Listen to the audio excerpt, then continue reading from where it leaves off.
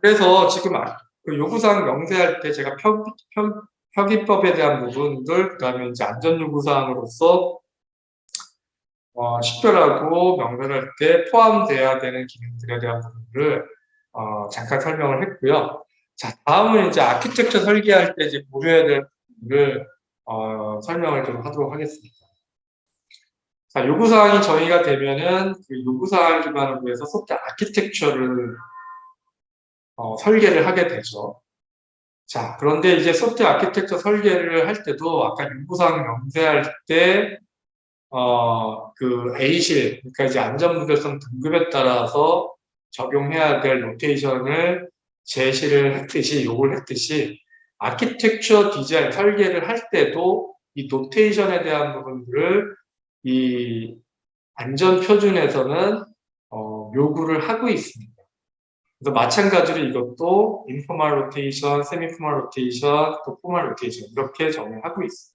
자, 그래서 이 아키텍처 설계를 하는 데 있어서도 인포멀 로테이션 같은 경우에는 설계하는 사람이 적당하게 뭐 이런 플로우 차트 같은 걸 그리거나 아니면 뭐 박스 형태로 해서 어떤 그 소프트웨어를 구성하는 그런 어떤 요소들, 그게 뭐 이런 박스 형태를 뭐 자세하게 나오진 않았지만 이렇게 설명하고 하는 경우도 많이 있을 거예요. 그래서 아마 지금 학생들 수준에서 어떤 소프트웨어를 개발할 때 뭐 단계별로 이런 산출물 같은 것들을 뭐 설계 사양이라고 하는 부분들, 설계 문서라고 하는 부분들도 뭐 이런 형태로 아마 표현을 한 경우가 있을 거예요. 그래서 이렇게 해서 지금 설계를 하는 부분이 이제 인포멀 로테이션이라고 하는 부분이고, 자, 이 부분은 이 설계한 부분에 대해서 설계한 사람은 어떤 의도로 해서 내가 요구사항을 보고서 이렇게 설계를 했는지에 대한 부분들은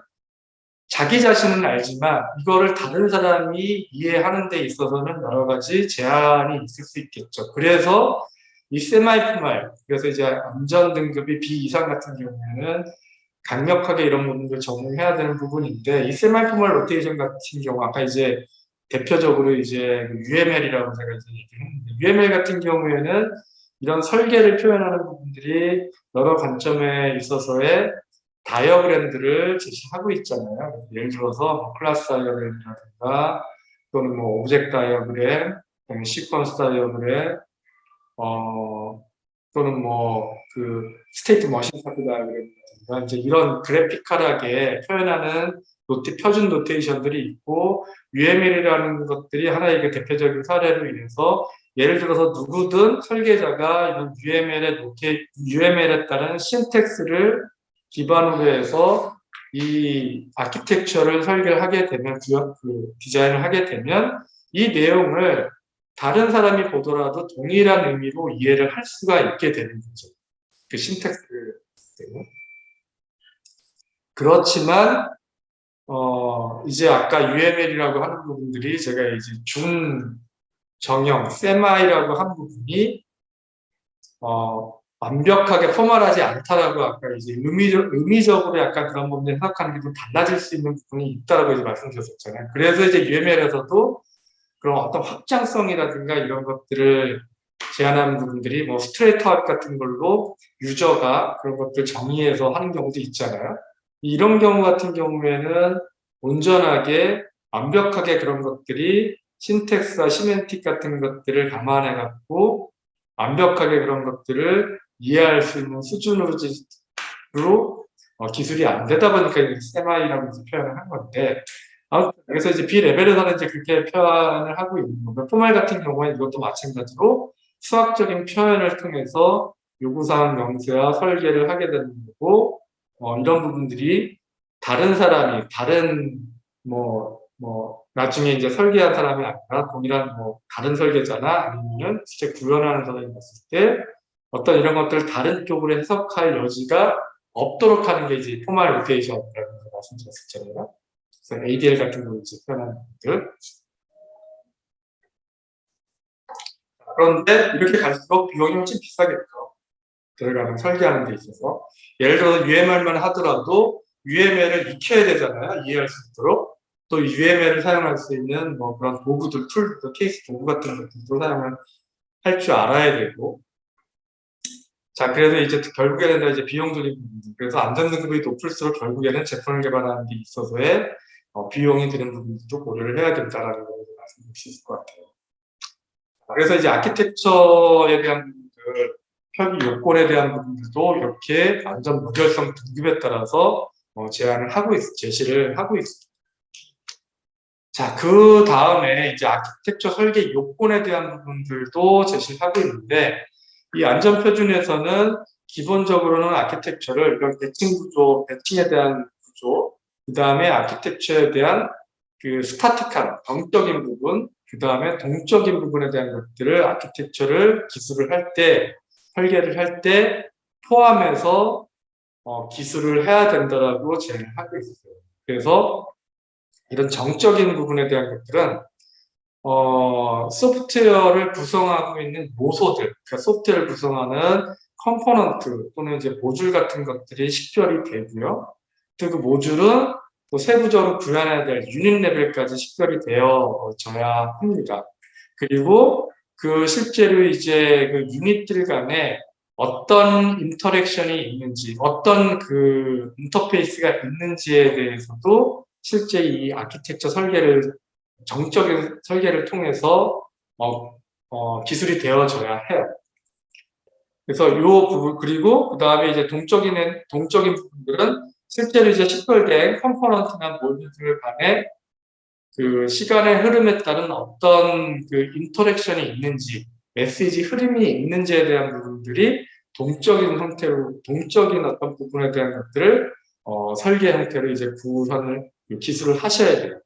자, 그런데 이제 보면은, 아키텍처를 설계하는 데 있어서 기본적인 이제 프린시플, 원칙에 대한 부분들을 구체적으로 이제 제안을 요구를 하고 있고요. 이 부분은 결국에는 아키텍처에 대한 부분들을 이런, 단순성, 심플러시티라든가 또 이제 모듈성, 모듈러리제이션 또는 캡슐화, 이제 인캡슐레이션을 달성하기 위해서 필요한 원칙들, 원리에 대한 부분들을 이렇게 제시를 하고 있어요. 안전 무결성 등급에 따라서.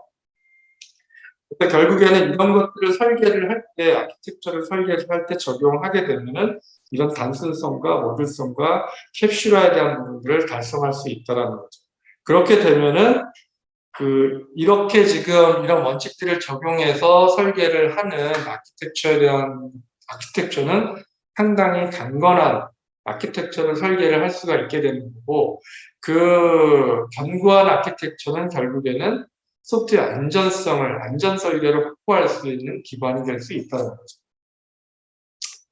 그래서 단수나 모듈화 캡슐에 대한 부분들은 알고 계실 거예요. 읽어보시면 될 것 같고요. 이 아키텍처 설계 원칙, 아까 지금 그 안전 무결성 등급에 따라서 적용해야 될 아키텍처 설계 원칙에 대한 부분들 몇 가지를 조금 잠깐 설명을 하게 되면, 자, 보시면은 여기 지금 이런 원칙에 대한 부분들이 특히 이제 안전 무결성 등급에 따라서 뭐 A 레벨부터 D까지 다 적용해야 될 것들.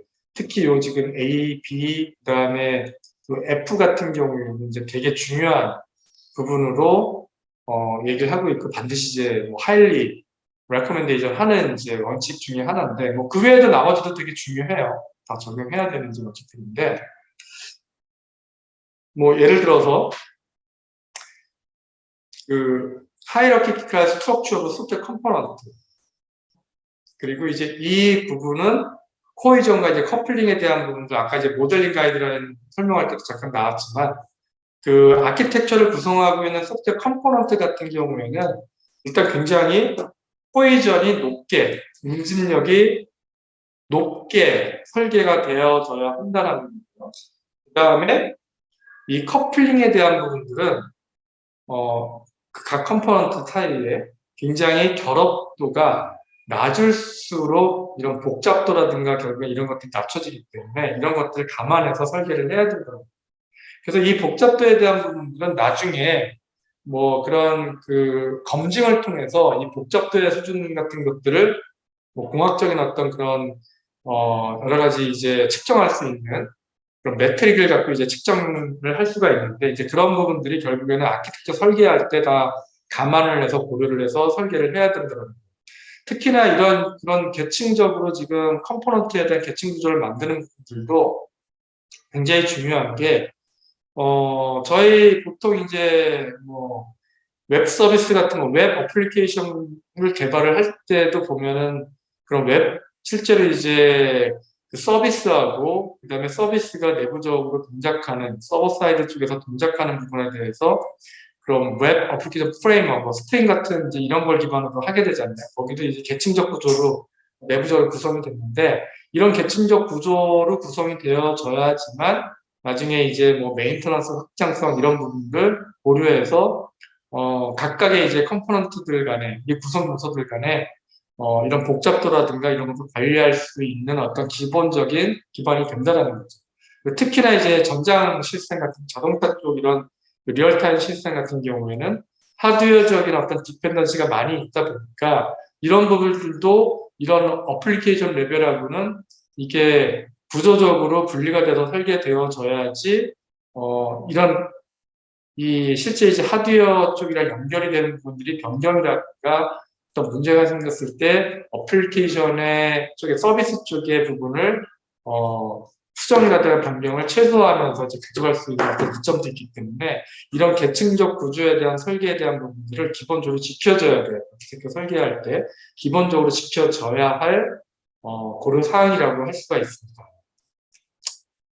자, 그래서 아까 정적 설계에 대한 부분을 이제 설명했는데 계층적 수준에 따라서 소프트웨어 구조에 따른 소프트웨어 소프트웨어를 구조를 구성하고 있는 각 컴포넌트 모듈에 대한 부분들이 이렇게 설계가 되어져야 하고 이 설계는 아까 지금 이런 설계에 대한 표기에 대한 부분들도 설명했지만 뭐 UML 같은 다이어그램 같은 걸 통해서 이런 정적 설계에 대한 부분들을 기술할 수가 있어요. 블록 다이어그램 같은 경우에는 사실 이제 UML 표준은 아닌데 이거는 블록 다이어그램은 뭐 그 UML을 확장한 그 UML을 기반으로 만들어진 이제 시스템 모델링에서 그 이제 표준으로 보통 얘기를 하고 있는 뭐 CSML이라고 하는 이제 표준에서는 이제 블록 다이어그램 같은 것들이 이제 표준 다이어그램 형태로 되어 있는데 아무튼 UML에서는 뭐 이런 것들이 이제 뭐 컴포넌트 다이어그램이라든가 이게 컴포넌트 다이어그램이에요.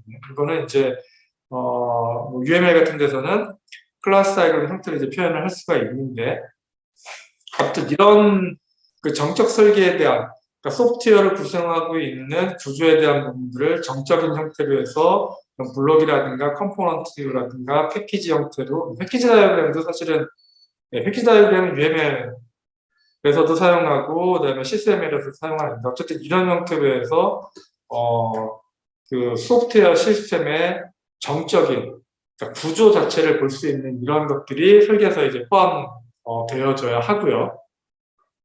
그 다음에 이제 동적 설계. 그래서 실제 지금 식별된 컴포넌트라든가 이제 블록들 사이에 인터랙션, 시간에 따른 메시지 흐름, 호출 관계에 대한 부분들, 이런 흐름에 대한 부분들을 표현한 다이어그램. 그래서 뭐 UML에서는 이제 액티비티 다이어그램이라든가 대표적으로 뭐 시퀀스 다이어그램, 그다음에 스테이트 차트 다이어그램 형태로 해서 시스템의 내부 동작에 대한 부분들을 표현을 할 수가 있게 되는 거죠. 그래서 이런 부분들을 결국에는 그 동적인 이런 부분들을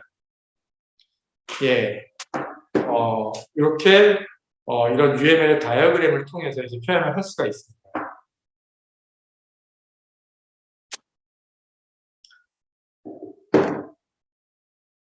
자, 그 다음에 이제 마지막으로 이 부분까지 설명하고 좀 짚어볼게요. 자, 이 부분은 이제 아키텍처 디자인을 설계를 했잖아요. 설계를 했는데 그러면은 이 레벨에서는 이제 컴포넌트에 대한 모듈에 대한 부분도 식별이 되고 이들 간의 어떤 인터랙션 같은 걸 설명이 그 이제 기술을 했는데 이 내부에 대한 단일 설계를 할 때도 이렇게 요건을 제시하고 있습니다. 사실은 이 단위 설계라고 표현했지만 단위 설계하고 이제 거의 구현 레벨에서까지 이렇게 지금 그 안전 무결성 수준에 따라서 이제 요구를 하고 있습니다. 사실은 이제 이 부분은 그래서 미스라 C라고 하는 뭐 보통 이제 자동차 관련된 인베디드 시스템 개발할 때는 보통 C를 기반으로 해서 많이 개발을 하거든요. C++도 일부 적용을 해서 개발을 하는데 안전한 게 시스템, 소프트웨어를 개발하는 데 있어서, C를 개발하는 데 있어서, 이런 이제 가이드라인 같은 것들을 미스라라고 하는 데서, 이게 이제 자동차 쪽 산업협회에서 만든, 이런 좀 표준, 규약 같은 건데, 이런 것들을 요 가이드라인, 요게 나와 있는, 규정들을 적용을 해야지 안전하게, 안전한 소프트웨어를 개발할 수 있다라고 얘기를 하고 있고, 이런 기능 안전이라고 하는 표준에서도 이 미스라 C를 기본적으로 적용해서 설계하고 구현을 하게 되면은 이런 아까 설계 원칙 같은 것들을 많은 분들 커버를 할 수가 있습니다. 그래서 뭐 여러 가지가 있는데 뭐 대표적으로 보면은 뭐 대부분 이제 C를 구현했을 때 뭐 이런 부분이에요. 예를 들어서 동적으로 이제 어떤 오브젝트 같은 것들을 동적으로 생성해서 이런 걸 쓰지 말라. 뭐 이런 부분들도 있고요. 그 다음에, 왜냐면 이제 뭐 C 같은 경우에는 동적으로 이제 그 메모리를 할당해서 많이 하잖아요. 그 메모리 얼로케이션 해서, 힙에다가 메모리를 할당해서 하게 되는데, 이제 그게 여러 가지 시스템에 뭐 메모리 펄트를 일으킬 수 있는 개연성이 많다 보니까, 이런 부분을 이제 하지 말라라고 이제 하는 부분들도 있고요. 또 변수 같은 경우에는 반드시 초기에 해주는 부분들, 그 다음에 이제 글로벌 전역 변수 같은 경우에는 가능하면 최소화해야 되는 부분들, 또 이제 C 같은 경우에 뭐 이제 C에 대한 지금 뭐 주로 이제 얘기를 구현을 하고 이제 한다는 건데, 이런 포인터 같은 것들을 제한해서 쓰는 부분들, 하여튼 뭐 이런 부분에 대해서 제시를 하고 있고, 예를 들어서 등급이 안전모델성 등급이 올라갈수록 이런 부분들 굉장히 크리티컬하게 지켜져야 할 사항들이에요. 그리고 이런 부분들은 이런 미스라 C 같은 것들을 적용하고 또 설계에 또 구현에 적용하게 되는 많은 부분들을 어느 정도 이제 그런 것들을 대응할 수 있다 이렇게 말씀드릴 수가 있을 것 같습니다. 자, 그래서 제가 여기까지 이제 설명을 하고 서머리를 한번 읽어보시면 되는데 지금 요구사항 명세하고 아키텍처 설계 단위 설계를 함에 있어서 안전한 소프트웨어를 명세하고 설계하는 데 있어서 글로벌 안전 표준에서는 뭐 이런 것들을 감안해서 고려해서 이런 것들을 적용해야 된다라는 것들을 좀 설명을 좀 드렸어요. 설명을 했습니다. 그래서 뭐 내용들이 사실은 굉장히 하나하나 설명하려면은 깊이 있는 레벨까지 설명하려면은 시간이 더 많은 부분들이 필요한데, 오늘은 대략적인 이런 것들이 필요하다라고 하는 부분들, 또 고려를 해야 된다라고 하는 부분들, 그 정도로 좀 이해를 하시면 될 것 같고, 이후에 지금 뭐 구현하고 또 이런 부분들을 검증하는 데 있어서도 이런 안전무결성 등급에 따라서 테스팅하는 기법이라든가 또 테스트를 설계하는 기법들 뭐 이런 것들이 여러 가지 내용들이 많이 나옵니다. 그래서 이런 부분들은 추후에 또 시간이 되면 좀 설명할 수 있도록 하겠습니다. 오늘은 강의는 여기까지 마치는 걸로 하고요.